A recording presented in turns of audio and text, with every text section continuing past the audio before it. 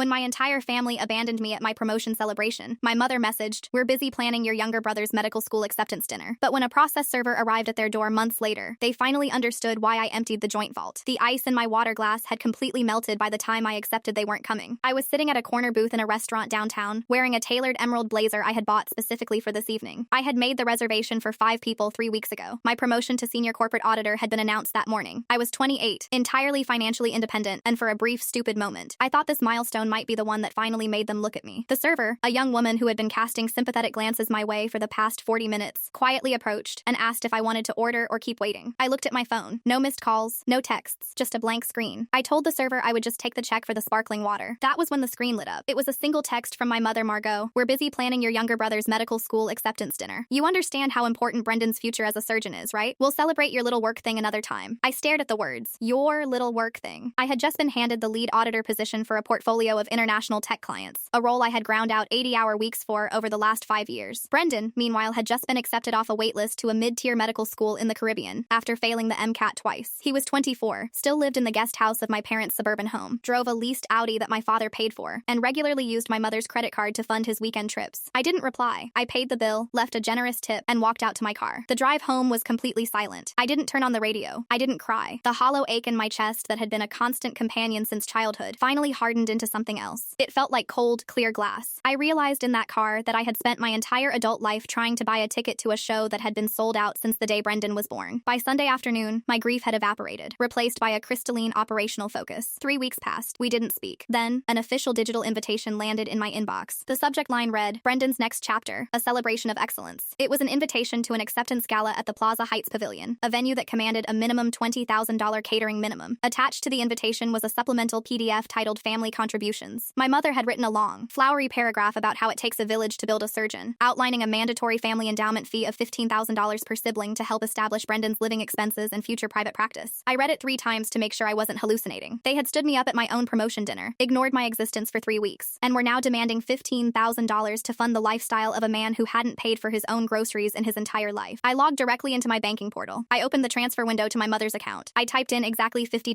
cents. In the description line, I wrote, "Congratulations to Brendan. This concludes my financial availability." I hit send. Then, I systematically went through my phone. I blocked my mother's number. I blocked my father's number. I blocked Brendan. I went to my email and set up a filter that sent their domains directly to the trash. I removed them from my social media. I severed every digital thread connecting me to the people who raised me. But there was one physical thread left. The next morning, a Tuesday, I took a half day from the firm. At 8 a.m. sharp, I walked into the secure depository downtown. 8 years ago, when my grandmother passed away, she had established a joint family vault. She had left a significant amount of physical assets, municipal bonds, antique jewelry, and gold bullion, divided equally among her grandchildren. However, the vault required a co-signer mechanism for access, and my parents had essentially held the keys, treating the vault as a piece of leverage. What they didn't realize, or perhaps had forgotten, was that upon my 25th birthday, the legal stipulations of my grandmother's trust automatically granted me independent, unilateral access to my exact percentage of the assets. I had never touched it, assuming it was safe, keeping it as a rainy day fund. The vault agent, a meticulous older man named Ellis, verified my dual identification credentials and pulled the trust documents. We walked into the sterile, steel-lined room. When the box was opened, I did the math. I didn't take a penny more than my exact 3% share of the liquid assets, but I cleared out every single bond and piece of bullion that had my name legally attached to it. It amounted to roughly $85,000. I placed the assets in a heavy canvas portfolio, signed the ledger, and transferred everything to a private safety deposit box at an entirely different institution across town. I was back at my desk by noon, reviewing balance sheets as if nothing had happened. At 4:15 p.m., my apartment buzzer rang. I ignored it. 10 minutes later, a frantic pounding shook my actual front door. I walked over and looked through the security peephole. My mother was standing in the hallway, adjusting her beige trench coat, her face flushed with indignation. My father, Conrad, was hovering behind her, looking distinctly uncomfortable but compliant, as always. Brendan was leaning against the wall, violently scrolling through his phone. I watched as my mother reached into her designer handbag, retrieved the spare brass key I had given her 3 years ago for emergencies, and shoved it into the deadbolt. She tried to turn it. It didn't budge. She pulled it out, looked at it, and shoved it back in, twisting harder. She gasped when she realized the cylinder mechanism was entirely different. I had a locksmith change the deadbolt on Saturday morning. "What is going on?" Brendan demanded, his voice echoing in the quiet hallway. My mother slapped the flat of her hand against the wood. She completely severed our access. She locked us out. Brendan pushed past her, stepping right up to the door panel. "Are you in there? A $50 transfer? Really? You humiliated us in front of the entire planning committee. People saw that memo." I didn't make a sound. I stood barefoot on the hardwood floor, breathing slowly. "Open the door." My mother shrieked. "We know you're in there. You are acting like a petulant child over a dinner." I walked away. I went into my home office, put on my noise-canceling headset, and opened a spreadsheet. They rattled the handle and knocked for exactly 28 minutes. I know, because I timed it. Finally, the heavy silence returned to the apartment. I watched from my living room window as they marched across the asphalt of the parking lot, my mother gesturing wildly, Brendan kicking a stray piece of gravel. A month passed. The silence was absolute, but I knew it wasn't the end. My family didn't do silence. They did strategy. The confirmation came on a Thursday evening when my uncle Duncan called me from his home in Seattle. Duncan was my father's brother, the only relative who had ever maintained a healthy distance from the family's toxicity. I thought you should know, Duncan said, his voice grave. Your mother is calling everyone. She's telling the extended family that you've had a severe psychological breakdown. She's claiming you stole family funds, emptied a communal trust, and vanished because you're having a manic episode brought on by professional envy over Brendan's acceptance. I gripped the phone. She said I stole the money. She's telling people you're a thief and that they are looking into involuntary psychiatric holds, Duncan said. She's laying the groundwork to make you look crazy, kid. Be careful. The reality of what they were doing settled over me like a heavy blanket. They weren't just angry about the money. They were terrified of the truth getting out. If I was a thriving, successful professional who simply walked away from an abusive dynamic, it made them look bad. But if I was a mentally unstable, jealous thief, that preserved their social standing. It made them the victims. The next morning, I hired Vivian Brennan. Vivian was a premier asset litigation attorney whose office occupied the top floor of a glass building downtown. She didn't do family drama. She did financial warfare. I sat in her leather chair and presented my meticulously cataloged history of financial independence. I showed her my W-2s, the trust documents from my grandmother, the ledger from the vault showing I only took my exact legal share, and the email demanding the $15,000 fee. Vivian reviewed the documentation with terrifying calm. She adjusted her glasses and looked at me. Your parents are deeply leveraged. From what I'm seeing in these secondary trust documents, they've been using this vault as collateral for other loans. By pulling your share, you didn't just insult them. You likely triggered a margin call or a liquidity crisis for them. I blinked. Wait, they're broke? Not broke, Vivian corrected. Cash poor and debt heavy. Brendan's lifestyle isn't cheap, and neither is theirs. They will try to invalidate your financial withdrawal. They can't do it legally, but they will try to freeze you out in civil court to force you to the negotiating table. Be prepared for a summons. She was entirely correct. 6 days later, the process server found me. I was stepping out of a coffee shop near my office when a man in a windbreaker handed me a thick manila envelope. You've been served, he said neutrally, walking away before I could even respond. I opened the envelope on the sidewalk. It was an emergency injunction summons filed in civil court. My parents were petitioning to freeze my personal bank accounts and the newly transferred assets, claiming I had committed an unauthorized family estate disruption while under extreme mental distress. They were asking the court to appoint my father as a temporary financial conservator. My heart hammered against my ribs. They were actually trying to take control of my entire life. I immediately scanned the documents and sent them to Vivian. Her response came 3 minutes later. Come to the office. Now, when I walked into Vivian's conference room, she had the documents spread out on the table. She wasn't frowning, she was smiling. A sharp, predatory smile. They made a mistake, Vivian said, tapping a pen against the paperwork. To file this injunction and claim you misappropriated funds, they had to submit a sworn affidavit regarding the state of the communal trust prior to your withdrawal. Okay, I said, sitting down slowly. And Vivian slid a piece of paper toward me. It was a bank statement attached to their filing as Exhibit A. This is the current ledger for the remaining 2/3 of the vault. Brendan's share, and the discretionary share your grandmother left your parents. I looked at the numbers. Then I looked closer. The balance was 0. They didn't just drain their share, Vivian said softly. They drained Brendan's share 2 years ago to pay off a massive tax lien on your father's business. Your portion was the only thing left in that vault, keeping the account technically active. When you took your money out, the bank realized the collateral was gone and called the loans. The room seemed to tilt. They hadn't come to my apartment just because I insulted them. They came because my withdrawal had inadvertently pulled the pin on a financial grenade they had been sitting on for years. The problem, Vivian continued, her voice pulling me back to the present, is that the judge approved a temporary 14-day freeze on your assets pending a preliminary hearing. It's standard procedure when someone claims elder financial abuse or trust theft. A cold sweat broke out on the back of my neck. A freeze? On all my accounts? Just the accounts you transferred the vault assets into, and your primary checking account, as they claimed the funds were co-mingled, Vivian said. Vivian, I said, my voice dropping an octave. I am supposed to wire the down payment on a townhouse in 4 days. It's a competitive market. If I miss the closing window, I lose the property and my earnest money. Vivian sighed, leaning back in her chair. Then we have a serious problem. Because right now, legally, you don't have access to a single dime. I stared at her, doing the mental math of my entire existence. I have $40,000 sitting in escrow right now. The remaining balance of the down payment is due by wire transfer at 10:00 a.m. on Monday. If I miss that window, the seller's walk, I forfeit the earnest money, and my current apartment lease is up in 3 weeks. I'll be homeless. Vivian didn't offer me a tissue or a sympathetic nod. She just pulled a legal pad toward her and uncapped her pen. The freeze order is specific to institutions where you hold accounts tied to your social security number that triggered the fraud alert. Did you move the vault assets into the same bank that holds your primary checking and savings? No, I said, my voice steadying. I'm an auditor. I don't co-mingle assets. The vault funds went into a newly formed trust account at a boutique private bank. My payroll and personal savings are at a national credit union. Vivian paused, the tip of her pen hovering over the paper. Then they cast a wide net. Your parents must have listed both institutions on the affidavit, claiming you were actively laundering the stolen funds through multiple channels. The judge issued a blanket freeze to prevent capital flight. It's a standard, aggressive tactic designed to choke you out immediately. So how do we unchoke me? We file an emergency motion to quash the injunction based on perjury, Vivian said, writing quickly. I can have the paperwork drafted drafted by tonight. We attached the bank statement they so helpfully provided, showing the vault was already empty of their funds before you ever arrived. We proved they lied to a judge to secure the freeze. But getting onto a judge's docket for an emergency hearing before Monday morning, that's going to take a miracle, and a lot of billable hours. Do it, I said. Put it on my credit card. Vivian looked at me over the rim of her glasses. Your credit cards are tied to your frozen checking account. If you try to run my retainer, it will decline. The reality of the situation finally settled into my bones. I was a senior corporate auditor who made six figures, and I currently had exactly whatever cash was in my wallet. I opened my purse and checked $34 and some loose change. Vivian watched me carefully. I need a $5,000 retainer to initiate the emergency motion, and you need enough cash to survive the weekend, put gas in your car, and eat. Who can you call? The answer was nobody. My family was currently trying to destroy me. I didn't have a partner. My closest friends were scattered across the country, and asking them for thousands of dollars on a Thursday afternoon with no clear timeline for repayment wasn't an option. I had built my entire life around never needing to ask for help because the people who were supposed to help me had always used it as a weapon. I'll get the money, I told her, standing up. Draft the motion. I left her office and walked back out into the humid afternoon air. The street noise felt distant, muffled by the ringing in my ears. I walked 3 blocks to my office building, swiped my badge, and took the elevator up to the 14th floor. I walked straight past my cubicle and knocked on the glass door of my managing director's office. Rowan Kellner looked up from his dual monitors. He was a sharp, pragmatic man in his late 40s who had mentored me through my last 2 promotions. He knew my work ethic. He didn't know anything about my personal life. Got a minute? I asked. He waved me in, just reviewing the quarterly projections. What's up? You look like you've seen a ghost. I closed the door behind me and sat down. I didn't soften it. I didn't cry. I laid it out like a balance sheet. I am currently the target of a malicious civil injunction filed by my parents. They perjured themselves to a judge, claiming I stole family funds, which resulted in a temporary freeze on all my financial assets. I have an emergency hearing pending to lift it, but until then, I have zero liquidity. I am closing on a house on Monday, and I need to pay my litigation attorney a $5,000 retainer by close of business today. Rowan stared at me. The silence in the office stretched out, heavy and uncomfortable. I could hear the faint hum of the air conditioning vent above us. I am asking for an off-cycle advance on my newly negotiated signing bonus for the senior auditor role. I continued, keeping my eyes locked on his. I need $10,000 wired to my attorney's trust account and my secondary non-frozen cash app by 4 p.m. If you need me to sign a promissory note leveraging my future wages, I will. Rowan leaned back in his chair, lacing his fingers together. He didn't ask about my family. He didn't ask what I had allegedly stolen. He just looked at me with the cold, calculating assessment of a man who managed risk for a living. This legal situation, Rowan said slowly. Is there any chance it bleeds into your work here? Any chance you are actually liable for financial crimes? Because if you are, I can't have you auditing our clients. I have the documentation to prove every single action I took was completely legal and within my rights as a trust beneficiary, I said flatly. They are weaponizing the court system because I cut off their access to my money. That is the entirety of the situation. Rowan held my gaze for a long moment. Then, he turned to his computer. I can authorize a discretionary payroll advance. It'll be taxed heavily, but I can push it through accounting as an emergency hardship disbursement. Give me the wire instructions for your lawyer. Relief washed over me so intensely I almost felt dizzy. Thank you, Rowan. I won't forget this. Just make sure you win, he said, typing rapidly. And keep it out of the office. I thought I had. I really did. I emailed Vivian the wire confirmation, went back to my desk, and threw myself into my work for the rest of the afternoon, using the complex data sets as a shield against my own anxiety. At 9:00 a.m. The next morning, Friday, the shield shattered. I was at the office coffee machine when a message pinged on my phone. It was an Outlook notification, an urgent meeting request from HR. When I walked into the Human Resources Department on the 12th floor, a woman named Nora Durbin was waiting for me. Nora was the director of employee relations, known for her forced smiles and aggressive risk management. She motioned for me to sit in a small, windowless conference room that smelled intensely of a synthetic vanilla plug-in diffuser. Thank you for coming down so quickly, Nora said, closing the door. She didn't sit. She stood near the whiteboard, holding a printed email. We received a very concerning communication this morning, sent to the general HR inbox, but CC'd to several of our managing partners. My stomach dropped. From who? Nora slid the paper across the table. From someone claiming to be your mother, Margot. I didn't want to touch the paper, but I forced myself to pick it up. To the Management and Human Resources Department, I am writing to you as a desperate mother. My daughter is currently experiencing a severe, undiagnosed psychiatric breakdown, specifically a bipolar manic episode. Over the past several weeks, she has exhibited highly erratic behavior, severed all ties with her support system, and recently embezzled a significant amount of money from our family's communal estate. We are currently seeking an involuntary psychiatric hold and have initiated legal action to recover the stolen funds. I am begging you to immediately place her on medical leave. She is not in her right mind and poses a massive liability to your clients and your firm's reputation. Please intervene before she does irreparable damage to your company. Sincerely, Margot. I read it twice. The audacity of it was breathtaking. She hadn't just tried to freeze my money, she was actively trying to destroy my career, the one thing I had built entirely on my own, the one thing that proved I didn't need them. This is a lie, I said, my voice eerily calm. I looked up at Nora. Every single word of this is a fabricated, malicious lie. I cut contact with my family a month ago due to financial abuse. Yesterday, they filed a baseless injunction to freeze my assets as retaliation. I can provide the court summons and my attorney's contact information. Nora looked deeply uncomfortable, shifting her weight from one foot to the other. I appreciate your candor. However, you have to understand our position. An accusation of embezzlement, even a familial one, leveled against a senior corporate auditor is a massive red flag. We deal with sensitive financial data. We can't ignore a written warning like this from a family member. It's not a warning, Nora. It's defamation. Be that as it may, Nora said, her tone hardening into corporate speak. Until this legal matter is resolved and you can provide documentation clearing your name of any financial misconduct, we have to protect the firm's liability. I felt the air leave the room. What are you saying? We are placing you on paid administrative leave, effective immediately, Nora said, avoiding my eyes. Your building access will be temporarily suspended, and your company laptop needs to be surrendered to it before you leave the building today. They were benching me. After 5 years of 80-hour weeks, missing holidays, covering for other people's mistakes, and earning a promotion that my family couldn't even be bothered to celebrate, my mother had taken it all away with a single email. You're suspending me based on an unverified email from an estranged relative? I asked, standing up. It's paid leave, Nora stressed. It's standard protocol. Once you resolve the civil suit, we can revisit your status. I didn't argue. There was no point in arguing with HR when they were in liability protection mode. I walked back to my desk, packed my personal belongings into a cardboard box, and handed my laptop to the IT guy who was already waiting nervously by my cubicle. I walked past Rowan's office on the way to the elevator, but his blinds were drawn. I carried my box out to my car. It was 10:30 a.m. on a Friday. The sun was shining. The world was completely normal. I sat in the driver's seat, staring at the steering wheel, and dialed Vivian's number. She picked up on the second ring. I was just about to call you. The judge agreed to an expedited hearing. We're on the docket for 3:00 p.m. Today, good, I said, my voice hollow, because my mother just emailed my firm's HR department, accused me of embezzlement and mental illness, and got me suspended from my job. Silence on the other end of the line. Then, I heard the sound of a heavy sigh, followed by the distinctive click of Vivian's pen. Did she put it in writing? Vivian asked, her voice dropping into a register that sounded incredibly dangerous. Yes, CC'd the managing partners. Forward it to me right now, Vivian commanded. She just committed defamation per se and tortious interference with a business contract. The asset freeze was annoying, but this gives us teeth. I'm going to rip them apart in that courtroom. Vivian, I said, my grip tightening on the steering wheel until my knuckles turned white. I don't just want the freeze lifted anymore. I want everything they have. See you at 2:30, she said, and hung up. I tossed the phone onto the passenger seat next to the cardboard box containing my corporate life. The leather of the steering wheel was hot under my palms. I had exactly 4 hours to kill, nowhere to go, and an entire future hanging by a bureaucratic thread. I drove to a diner 3 blocks from the county courthouse. I ordered black coffee and a dry turkey club that I stared at for an hour. At 1:15 p.m., my phone vibrated against the Formica table. It was my realtor, Claire. Hey, just checking in on the wire transfer for Monday, Claire said, her voice carrying that strained, overly cheerful tone real estate agents use when a deal is wobbling. The seller's agent just called. They need the wire confirmation number by 3:00 p.m. today to finalize the title paperwork with the county. If we don't have it, they're threatening to push the closing back to the end of next month, which means you lose your rate lock. A cold spike of adrenaline hit my stomach. My mortgage rate lock was the only reason I could afford the monthly payments on the townhouse. If the rate floated to the current market average, my mortgage would jump by $600 a month. Over the life of the loan, that was hundreds of thousands of dollars. I'm at the bank sorting an administrative error right now, I lied smoothly, falling back on my auditor training. I will have the confirmation number to you by 4:30 p.m. Tell them to hold the paperwork. They're getting antsy, Claire warned. Just get it to me as soon as you can. I hung up, paid for the untouched sandwich with the meager cash left in my wallet, and walked to the courthouse. The building smelled of industrial floor wax and old paper. I found Vivian outside courtroom 4B. She was wearing a charcoal suit and typing aggressively on her phone. Without looking up, she handed me a thick manila folder. They're inside, Vivian said, sliding her phone into her briefcase. They brought an attorney. His name is Fletcher Tate. He usually handles strip mall slip and falls and Dewey please. The fact that they hired him tells me 2 things. They are completely out of liquid cash, and no reputable trust litigator would touch their perjured affidavit. We pushed through the heavy wooden doors. My parents were sitting at the petitioner's table. My mother, Margot, had dressed for the part of the grieving, concerned parent. She wore a subdued navy cardigan, her hair pulled back, dabbing at her eyes with a tissue. Brendan sat next to her, wearing a suit jacket that was slightly too tight across the shoulders. My father, Conrad, sat on the end, staring blankly at the wood grain of the table. He looked 10 years older than he had a month ago. None of them looked at me as I walked down the aisle and took my seat next to Vivian. Judge Halverson took the bench at exactly 3:00 p.m. He was a bald, severe-looking man who clearly had zero patience for Friday afternoon family squabbles. He opened the file, adjusted his glasses, and looked down at Fletcher Tate. Mr. Tate, Judge Halverson said, his voice like grinding stones. You filed an emergency ex parte motion to freeze the respondent's assets, alleging trust theft and mental incapacity. I granted the temporary freeze based on your client's sworn affidavit. I assume you have the documentation to prove these funds were misappropriated today? Fletcher stood up, buttoning his cheap suit jacket. Yes, Your Honor. My clients are simply trying to protect the communal family estate. The respondent, out of nowhere and acting under severe emotional distress, emptied a joint vault intended for her brother's medical education. We are asking the court to maintain the freeze and appoint her father as conservator until she undergoes a psychiatric evaluation. Judge Halverson turned his gaze to Vivian. Miss Brennan, your response. Vivian stood up slowly. She didn't raise her voice. She didn't sound angry. She sounded like a surgeon explaining a fatal diagnosis. Your Honor, my client didn't empty a joint vault. She withdrew exactly 33.3% of the liquid assets, which was her legal, unilateral, right under the terms of her grandmother's trust upon her 25th birthday. I have provided the trust documents in Exhibit A and the bank ledger signed by the vault manager in Exhibit B, proving she did not touch a single cent of the petitioner's share. Fletcher mother scoffed. Your Honor, the vault is entirely empty. She took everything. The vault is empty, Your Honor, Vivian countered smoothly, because the petitioners drained their own 2/3 of the trust 2 years ago to pay off a federal tax lien on Conrad's business. I direct your attention to Exhibit C. The bank statements attached to the petitioner's own filing clearly show the withdrawal date of their funds. They lied on a sworn affidavit to weaponize this court's authority. Judge Halvorson flipped to Exhibit C. The courtroom was dead silent. I watched my father's shoulders sink. Margot stopped dabbing her eyes and gripped the edge of the table. Furthermore, Vivian continued, her voice sharpening. This isn't just about money. This morning, Margot sent a defamatory email to my client's employer, falsely accusing her of embezzlement and bipolar mania. My client, a senior corporate auditor, was immediately suspended. Exhibit D is a printed copy of that email. They are actively trying to destroy her livelihood because she stopped funding their lifestyle. The judge stared at the email. The silence stretched so tight I thought it might snap. Finally, he dropped the paperwork onto his desk and glared at Fletcher Tate. Mr. Tate, Judge Halvorson said quietly, did you review these bank statements before you drafted this affidavit? Fletcher stammered, his face turning a blotchy red. Your Honor, my clients assured me the funds were present before the respondent accessed the facility. So you didn't look at the ledger, the judge interrupted. You brought a perjured affidavit into my courtroom, secured a freeze under false pretenses, and your clients used that time to tortiously interfere with the respondent's employment. Halvorson slammed his gavel down though no one was speaking. The temporary injunction is quashed immediately. The freeze on all of the respondent's accounts is lifted. Mr. Tate, you and your clients are lucky I am not referring this to the district attorney for perjury charges today. Case dismissed. Your Honor, please. Margot stood up, her carefully constructed facade crumbling. She owes us. Brendan's tuition is due. We paid for her life. She can't just abandon her family, ma'am. Sit down. The judge barked. Or you will spend the weekend in a holding cell. My mother froze, her mouth open, before slowly sinking back into her chair. Vivian packed her briefcase efficiently. Let's go, she muttered to me. We walked out of the courtroom and into the wide, echoing hallway. My hands were shaking, but not from fear. It was the adrenaline of winning. I pulled my phone out immediately to check my banking app. I needed to send the wire to Claire before the 4:30 p.m. cutoff. Before I could open the app, I heard footsteps behind us. Wait, please. I turned around. It was my father. He looked smaller than I remembered, his posture defeated. Margot and Brendan were hanging back near the courtroom doors, watching us furiously. But Conrad had stepped out of their orbit. Don't talk to him, Vivian warned softly. Just 1 minute, Conrad pleaded, looking directly at me. His eyes were red-rimmed. I know what we did was wrong. I know Margot went too far with your job. I couldn't stop her. You never stop her, Dad. That's the problem. He flinched. The bank is foreclosing, kid. When you pulled your collateral from the vault, the secondary loans defaulted. If we don't cure the default by Tuesday, they're taking the house. Brendan's car is already gone. They repossessed it this morning. We have nothing left. He took a ragged breath. I'm not asking for Brendan. I'm asking for me. I will lose the house I built. I stared at the man who had sat in silence while his wife tried to have me involuntarily committed. I felt absolutely nothing for him. The glass inside my chest was completely opaque. Then you better start packing, I said. I turned my back on him and opened my banking app. The accounts were visible again. The red frozen banner was gone. I navigated to the wire transfer portal, entered the title company's routing numbers, and typed in the remaining down payment, $40,000. I hit send. A small loading wheel spun on the screen. Then, a pop-up message appeared. Transaction declined. Error code 409. I frowned and hit submit again. Transaction declined. Your account has been flagged for a manual security review. Vivian, I said, my voice catching in my throat. I held the phone out to her. It's declining the wire. Vivian looked at the screen and sighed. The court order lifted the legal freeze, but your bank's internal fraud algorithm just saw a massive frozen account suddenly reactivate and attempt to wire $40,000. It triggered an automatic security hold. How long does a manual review take? I asked, already dialing the customer service number on the back of my debit card. Usually 24 to 48 business hours, Vivian said grimly. The automated voice on the phone confirmed it. The fraud department was closed for the weekend. No one could manually review and release the funds until Monday morning at 9 a.m. EST. I hung up the phone and looked at the clock on the wall. 3:45 p.m. The seller needed the confirmation by 3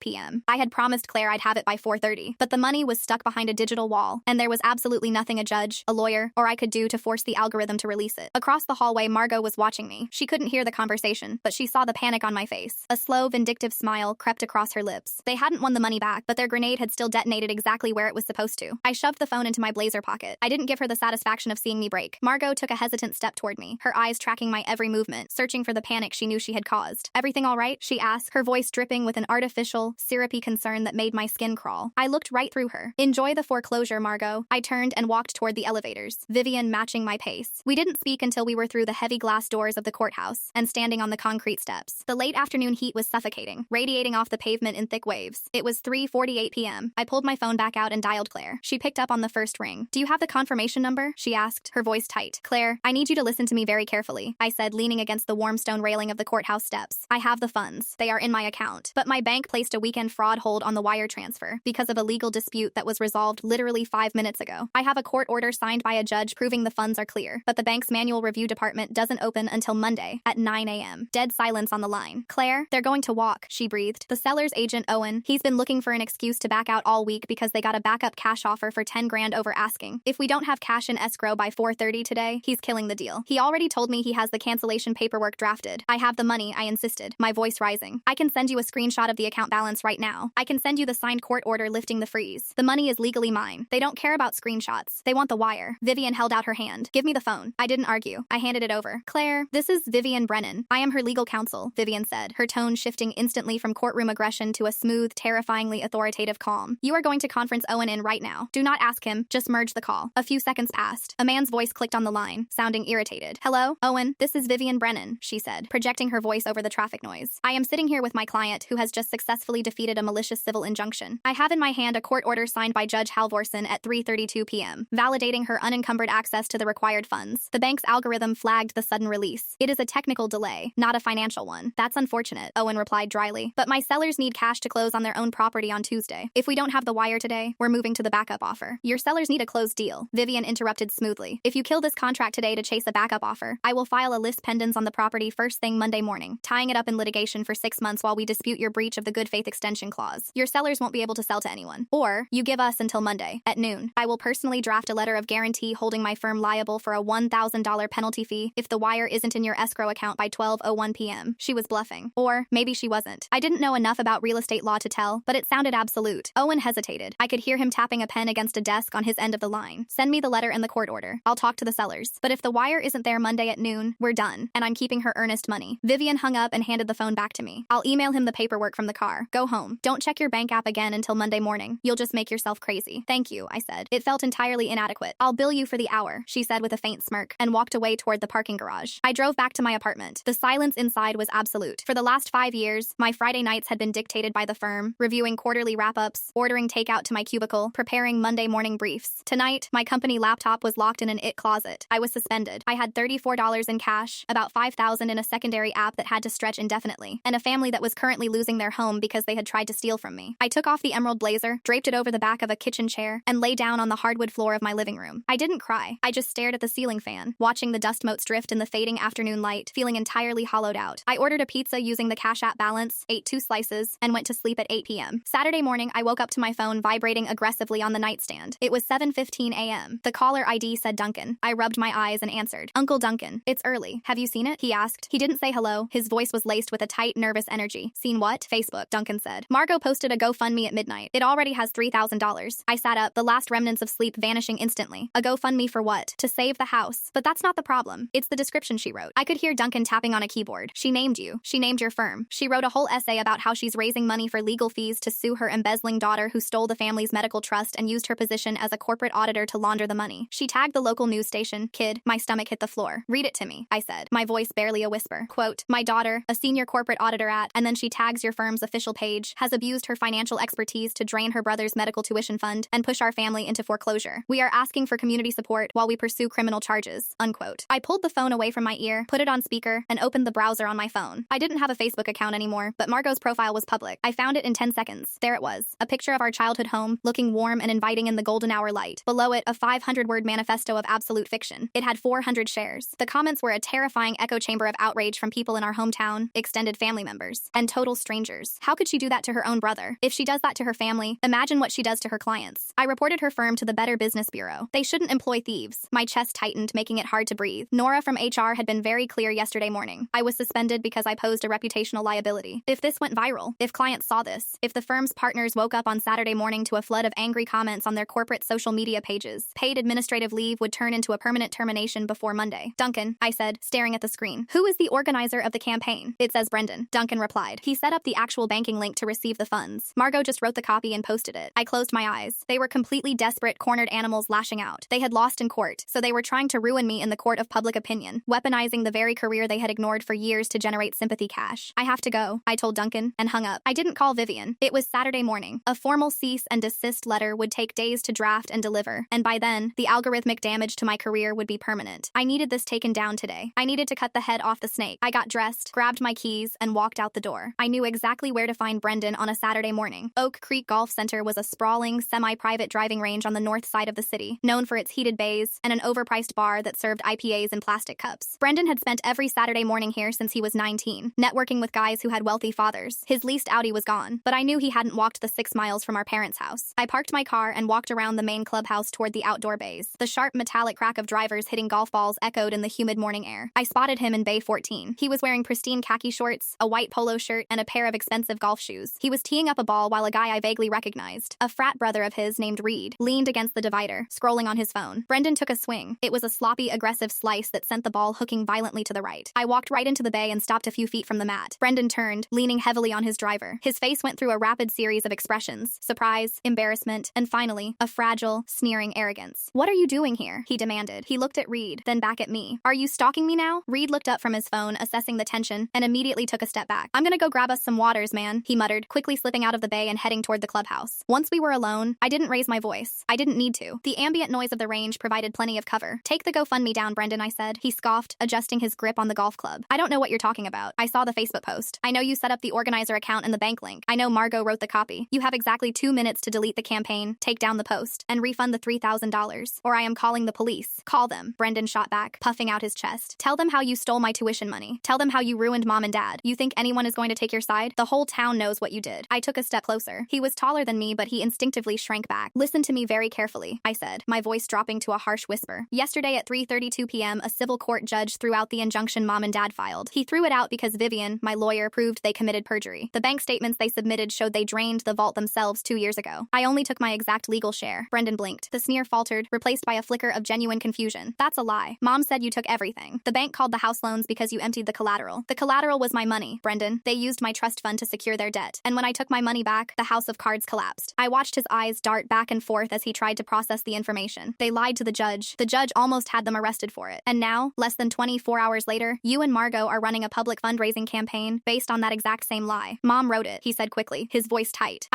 She didn't know how to set up the bank link." "It doesn't matter who wrote it," I said, stepping even closer. I could smell the stale alcohol sweating out of his pores. "Your name is on the account receiving the funds. You are soliciting money from the public using a documented, provable lie. Do you know what that's called, Brendan? It's called wire fraud. It's a federal crime." He dropped the golf club. It clattered against the rubber mat. "I have the signed court order in my car," I continued relentlessly. "I have the transcript of the hearing. I have Vivian on retainer. If you don't delete that campaign right now, my next call isn't just a cease and desist. It's to the local district attorney's office with a neat little file showing you are actively committing fraud to pay for medical school. Good luck getting your medical license with a felony conviction." Brendan's face went completely pale. His hands started to shake. He reached into his pocket and pulled out his phone. "I didn't know," he stammered, his fingers fumbling over the screen. "She told me you were having a breakdown. She told me you were manic and stole it. Delete it." Now, he opened the app. His thumb hovered over the screen, trembling. "If I delete it, they're going to take the house on Tuesday. And my deposit for St. Jude's medical program, it's 20 grand. It's due by Monday at 5 p.m. If I don't pay it, I lose my spot. I'm off the list. I have nothing else." I looked at him, really looked at him. He was 24 years old, standing in expensive clothes his parents had bought him, holding a golf club he likely rented with the last of his mother's credit limit, terrified because the real world had finally breached the walls of his subsidized existence. "That is not my problem," I said. "Hit delete." He stared at the screen, tears welling up in his eyes. He pressed the button. Then he confirmed it. "It's gone," he whispered. "The campaign is canceled. The money will bounce back to the donors. Now take down the Facebook post." He opened Facebook and deleted the post. He showed me the empty screen. "Done," he said, his voice cracking. I didn't feel a rush of victory. I just felt a deep, exhausting disgust. I turned to walk away. "You think this stops it?" Brendan called out, his voice suddenly thick with venom. He was humiliated, and like Margot, he couldn't handle the feeling of powerlessness. I stopped and looked back over my shoulder. "You made Mom look like an idiot in front of everyone," Brendan spat out, wiping his eyes with the back of his hand. "She's not just stopping at Facebook. She was in the den all night. She went through those old boxes you left in the basement when you moved out, the ones with your college stuff and your old mail." A cold prickle of dread started at the base of my neck. "What are you talking about?" "She found one of your old firm directories," Brendan said, a vicious little smile creeping back onto his face. "And your old client assignment sheets from when you were a junior auditor. She was looking up the names on LinkedIn. She said if HR won't do their job and fire you, she's going to make sure your clients know exactly what kind of person is handling their accounts." The breath left my lungs. A Facebook post in a suburban echo chamber was bad. A direct, unhinged message to the CFOs of the tech companies I audited, that was a career death sentence. HR had suspended me to protect the firm's liability. If a client called the managing partner on Monday morning complaining that the mother of their lead auditor was harassing them with allegations of embezzlement, I wouldn't just be fired. I would be blacklisted from the entire industry. I didn't say another word to Brendan. I turned and practically ran to my car. I threw myself into the driver's seat, locked the doors, and pulled out my phone. I opened LinkedIn. My profile was active, but I had a premium account. I went to the search bar and typed in Margot's name. Her profile was bare bones. A blurry picture of her holding a glass of wine. A vague description of her former job as a part-time real estate assistant 10 years ago. But under her recent activity, my blood ran cold. She had commented on 3 different posts made by executives at a mid-sized software company that I had audited last quarter. The comments were brief but devastating. "Please check your private messages regarding an urgent ethical concern regarding your auditor." I scrolled through my own connections, desperately trying to see if she had commented on anything else. I couldn't see her direct messages, but the comments alone were enough to trigger a massive corporate panic. These were executives who dealt in risk management. A comment like that was a flare gun in a powder keg. I dialed Vivian's number. It went straight to voicemail. I called again. Voicemail. It was Saturday at 9:30 a.m. She wasn't on the clock. I sat in the parking lot of the golf center, the engine of my car idling, the air conditioning blasting against my face, and tried to think. I couldn't call the clients. Reaching out to them directly to explain that my mother was having a malicious breakdown would only validate the chaos and violate my suspension terms with HR. I wasn't supposed to have any contact with clients while on administrative leave. I couldn't call HR. Nora wouldn't be in the office until Monday, and the emergency inbox would just log my email as further evidence of a messy, unprofessional situation. I pulled up my contacts and stared at the name Rowan Kellner. Rowan was my managing director. He was the one who had pushed through the $10,000 emergency advance on Thursday so I could pay Vivian's retainer. He had told me to keep the drama out of the office. Less than 24 hours later, I was suspended, and now my mother was publicly harassing the firm's clients on professional networking sites. If I called him on his personal cell phone on a Saturday morning, I was crossing a massive professional boundary. But if I didn't, and he got blindsided by a client call on Monday, he would never trust me again. He might even be the one to sign my termination papers. I hit the call button. It rang 4 times. I was about to hang up when a gruff, slightly out-of-breath voice answered. Kellner, Rowan. It's me, I said, gripping the steering wheel. There was a pause. I could hear the sound of a lawnmower running in the background. I heard about the suspension, Rowan said. His tone was perfectly neutral. It wasn't friendly, but it wasn't outright hostile either. Nora sent an email to the partners yesterday afternoon. I assume you aren't calling to ask me to overrule HR. No, I'm calling because the situation has escalated, and the firm's clients are being dragged into it. The lawnmower sound abruptly cut off. The silence on the line was heavy. Explain. I laid it out as clearly and clinically as I could, treating it like a risk assessment report. I told him about the Facebook post, which had been deleted. I told him about the court order lifting the freeze, proving the financial allegations were entirely fabricated. Then I told him about the LinkedIn comments. She is targeting executives at Stratus Tech, I said. She's leaving comments telling them to check their private messages for an ethical concern regarding me. I don't know what she's saying in the DMs, but I know she's unhinged and desperate because they are facing foreclosure on Tuesday. Rowan exhaled slowly. Stratus is one of our anchor accounts. If their CFO gets wind of a financial scandal attached to their lead auditor, they will initiate an external review of every ledger you've ever touched. It will cost the firm hundreds of thousands of dollars in billable hours just to cooperate. I know. Have you sent her a cease and desist? I can't get my lawyer on the phone. It's Saturday morning. Rowan didn't speak for a long time. I could hear a dog barking faintly in the distance on his end. Okay, Rowan finally said. Here is what is going to happen. You are going to take screenshots of every single public comment she has made on LinkedIn. You are going to email them to my personal address. Then, you are going to email me a digital copy of the judge's order from yesterday, proving the embezzlement claims are false. What are you going to do? I asked. I am going to call Stratus Tech's CFO, Rowan said. We play golf together. I am going to tell him that our firm is currently assisting one of our senior auditors in managing a severe case of cyberstalking and defamation from an estranged relative experiencing a mental health crisis. I will provide him the court order preemptively to assure him there is zero financial risk to his accounts. We get ahead of the narrative before he reads whatever insane message she sent him. Relief washed over me so intensely I felt lightheaded. Rowan, thank you. I don't know how